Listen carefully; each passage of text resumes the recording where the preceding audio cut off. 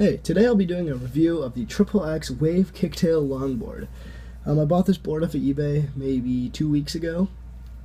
I won it for $45, and in case you guys want to buy one of these boards, I'll do a review of it and tell you how it rides and show you some of the specifications of the board. As you can see, it's Triple X, and the graphic on the back is pretty cool, but Triple X is a company out of California that makes longboards and surfboards. They're mostly a surf company, but they're starting to move into longboards, and this board it's a pretty nice board. I've been very satisfied with the way it rides, but there are some problems with it and some upsides to it. So first, as you may notice, the board has ABEX 7 bearings, which are pretty good, and as you can see, the wheels do spin for quite a long time, which are nice because that'll give you maximum riding capability, and it'll ultimately make you ride longer and faster. But this board is mostly meant for downhill longboarding as well as cruising around, say, like a college campus. But there are some problems. Like I said in the past, it does not go as fast as other boards that I've ridden and other boards my friends have, and I think that's attributed to multiple different reasons.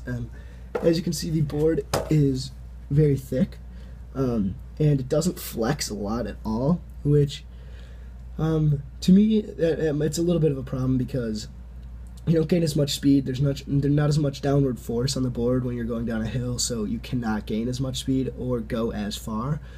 And if you don't weigh a lot, then that might be a big problem. I only weigh about 145 pounds, so when I ride this, it doesn't go as fast as other boards.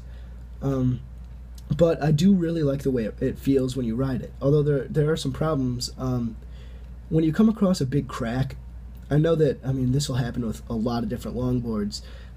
This one's in specific, though, does not handle the cracks very well. I think that's due to the flex of the board as well.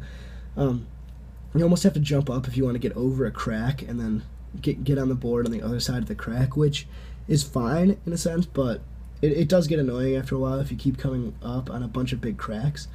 But the wheels are pretty thick. They're 70 millimeters, which I'm very satisfied with.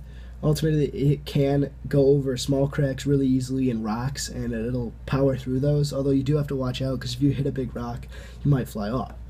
Now, the bearings the trucks when this board came were very loose, and because of the looseness, when it came, I started riding it, and it would hit up here and down here on the board, and it would cause little marks, then it'd cause you to stop, which I recommend that you tighten the bearings when one of these boards comes in the mail because you will have that same problem. I've bought a couple other of these that I'll do reviews on too, and that's been a problem, but it's not too big of a problem if you have a tool to tighten the trucks with.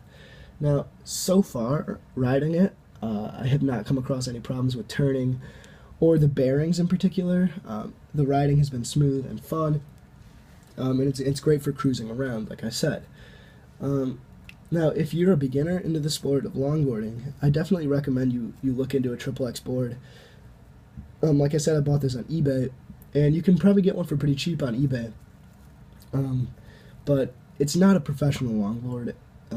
It does feel nice when you ride it. It rides smooth, it rides straight, but if you're looking for a professional board, I recommend brands like Original or Land Yachts or anything along that line. But ultimately, I'm very satisfied with it. It can compete with other boards my friends have, although it does not go as fast downhill, like I said.